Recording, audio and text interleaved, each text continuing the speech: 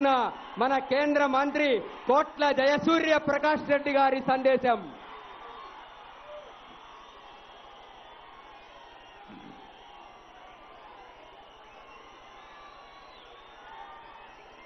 పెద్దలు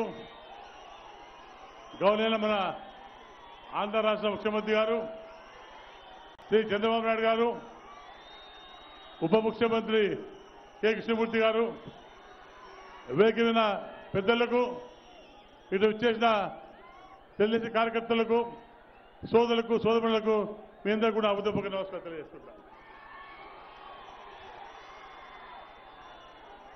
నేను కాంగ్రెస్ నుండి బయటకు వస్తాయనుకోలేదు.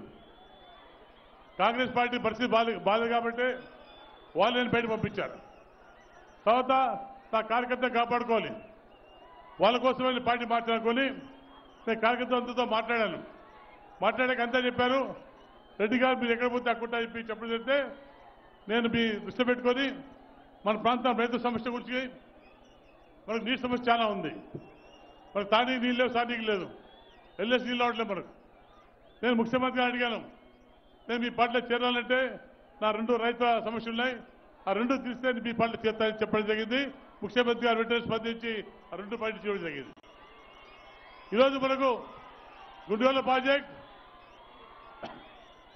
LLC pipeline, Vedavathi project, RTS project అందిన ప్రాజెక్ట్ వల్ల దాదాపు మన కర్నూలు జిల్లాలో కర్నూలు ప్రాంతంలో కేసుకాలు కలుపుకొని 8 లక్షల ఎకరాలు నీళ్లు పండించే భాగ్యం మనకు ముఖ్యమంత్రి గారు ఇచ్చారు.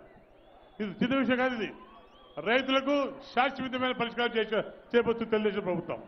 ఒక్కసారి ప్రాజెక్ట్ కంప్లీట్ అయిపోతే ప్రతి ఊరికి ప్రతి నీళ్ళు ఇచ్చే బాధ్యత తెలుగుదేశం ప్రభుత్వం కూడా మనం చేసుకుంటారు. మనమంతా రైతుల ప్రభుత్వం, మన సమస్యలు తీరాలి. ఇంకా సమస్యలు మనకున్నాయి. అంతర్గత ప్రాంతంలో అంతర్ ప్రాంతం అంతా కూడా తాళం నీళ్ళు లేవు. అక్కడ ఒక ప్రాజెక్ట్ ఇవ్వని ముఖ్యమంత్రి అడిగాను. అలాగే చిన్న చెరువు,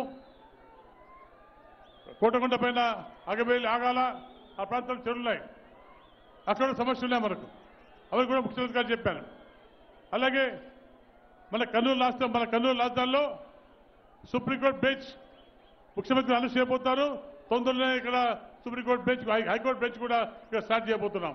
అది చాలా అవసరం మనకు ఎంత క్యాపిటల్ పోగొట్టుకున్నాం. అట్లీస్ట్ బెంచ్ వస్తే మన కర్నూలు బాగుపడుతుంది. అది బెంచ్ కూడా ఇప్పుడు ముఖ్యమంత్రి గారు అనౌన్స్ చేయబోతున్నారు. అలాగే రకరకాల సమస్యలు ఉన్నాయి.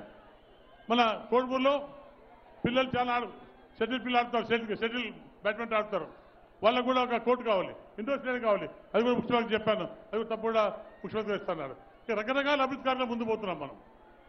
పోయిన ఎలక్షన్లో ఇక్కడ నీ జిల్లాలో వైకాపా 11 సీట్లు గెలుచుకుంది, తెలుగుదేశం 3 సీట్లు గెలుచుకుంది. ఈ ఎలక్షన్లో తప్పక 14 సీట్లు మనం గెలుచుకుంటాం, 2 పార్లమెంట్ సీట్లు మనం గెలుచుకుంటాం. నమ్మకం నాకుంది. మీ భరోసాన్ని ముఖ్యమంత్రి గారు చెప్తున్నారు. తప్పకుండా కర్నూలులో 14 సీట్లు, 2 ఎంపీ సీట్లు తప్పకుండా తెలుగుదేశం పార్టీ జెండా ఎత్తబోతుంది. అది ఖచ్చితం. ప్రజలు తీసుకుని మనకు అర్థమవుతుంది. కాబట్టి మా రైతులు ఈరోజు చంద్రబాబు నాయుడు చేసిన మహత్తర కార్యక్రమం, ఈ 4 ప్రాజెక్టులకు 8,500 కోట్లు ఇచ్చాడు. ఇది చిన్న విషయం కాదు. ఇది నేను కూడా కాంగ్రెస్ ఉన్నప్పుడు నేను మాట్లాడాను, ముఖ్యమంత్రి గారు రైతుకు వ్యతిరేకని. కానీ ఇప్పుడు అర్థమైంది, ముఖ్యమంత్రి గారు మహత్తర కార్యక్రమం చేశారు. ఒకటే మాటకు 8,000 కోట్లు ఇచ్చి మన కర్నూలు ప్రాంతాన్ని కాపాడంటే ముఖ్యమంత్రి గారు కూడా అంతా కృతజ్ఞతలు తెలుపుకోవాలి. మనకిచ్చిన ఉపయోగాన్ని ఎలక్షన్లు తప్పకుండా మనం ఎలక్షన్లో పోటీ పడాలి. వైకాపా బుద్ధి చెప్పాలి.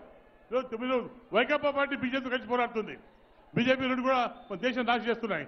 అటువంటి పార్టీ ఓటేస్తామన్నా మనకు కావాల్సింది మన బతుకులు బాగుండాలి. రైతు కష్టాలు తీసిన తెలుగుదేశం పార్టీకి తప్పకుండా ఓటేస్తే బాధ్యత మన ముందు కూడా తెలియజేసుకుంటూ నాకు ఇచ్చిన అవకాశానికి మరొకసారి నా బుద్ధి తెలుసుకున్నా చేయండి.